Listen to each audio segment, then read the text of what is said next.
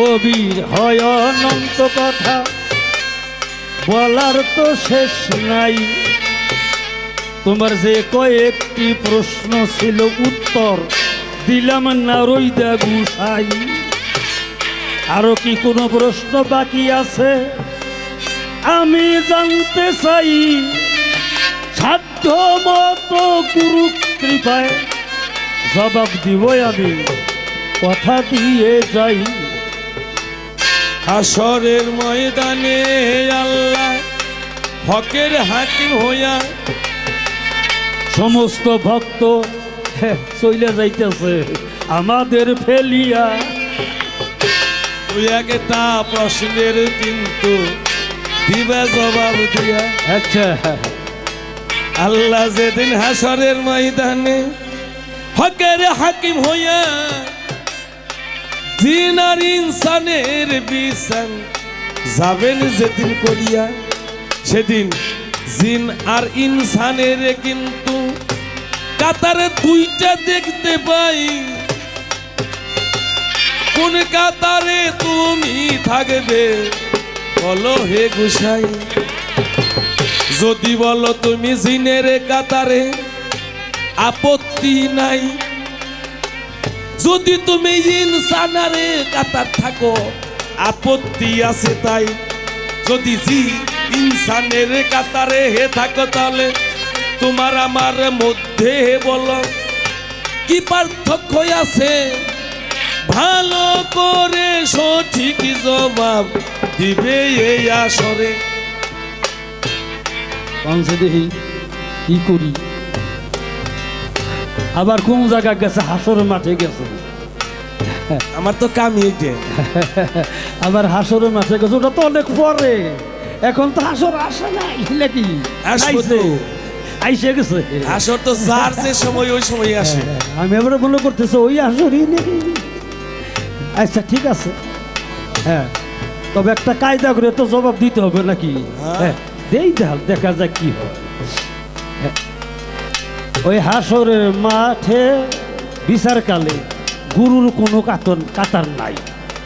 সত্য তত্ত্ব আমি বলি না রইদা গোসাই। এই এলাকায় বিচার সালিশ নাই, বিচার সালিশ করেন না। হ্যাঁ, বিচারের পরে একটা জুরি বোর্ড আছে না, সিদ্ধান্ত আছে না। ওই যে পীর মুর্শিদ যারা, গুরু গোসাই যারা, এদের কোনো কাতার টাটাই নাই। এরা থাকবে ওই জুরি বোর্ডে। তোমাকে জানাই ওরে পীর মুর্শিদের কাতার ওই হাসরে কিন্তু নাই। একটু আগে বললে তুমি জানিবারে চাই দেহের মধ্যে পাঁচটা আত্মা বলেছ গোসাই। তাহলে আত্মা, জীবাত্মা, পরমাত্মা, আত্মারাম, আত্মা রামেশ্বর, পাঁচটা আত্মা। তাই তুমি পরম চলে গেলি কেন, বাসার কায়দা নাই। বলছো না জীব বড় না পরম বড়, কইছো না কে জীব মরে।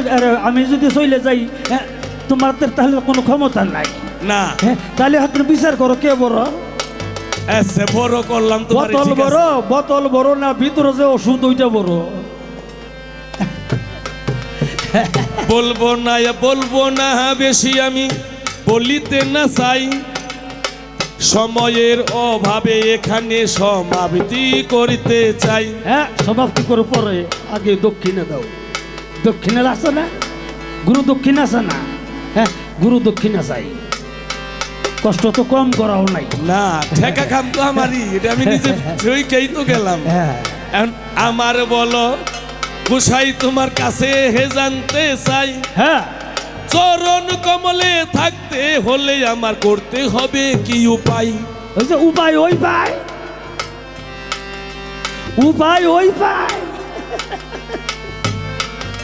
কাজে সময় মতো চরণে শরণ। হ্যাঁ, বাবাও তো গান গাইছে, ভোলাবন কি আমার চরণে শরণ যেন থাকে। গুরু ধরা যায় না বাজা। গুরু হচ্ছে বৃহৎ শক্তি, গুরু কি ধরা যায়?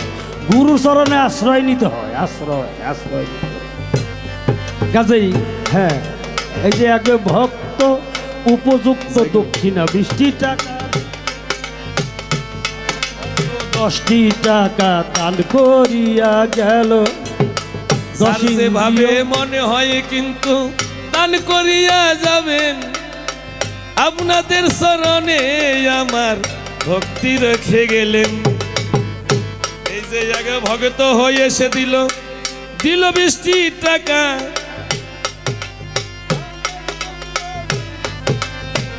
ব্রজের ভঙ্গি বাঁকা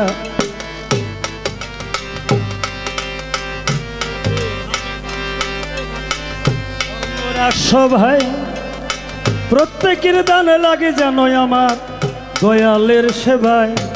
এই যে দয়াল দিছে 100 টাকা তোমাকে জানাই দয়ালকে যেন কৃপা করে আপে মালেক সাই যে যেভাবে দান করতেছে ধর্মরাজা সরে সবাইকে কৃপা করবে আমার ব্রজের নটবরে। এই যে আমার আর এক মা সভা মাঝে 30টি টাকা দিল দয়ালের ভান্ডারে দান জমারো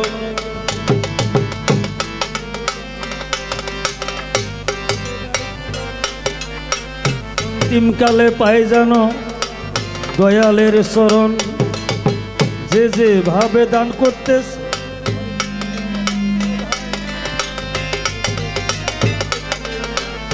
গোবিন্দের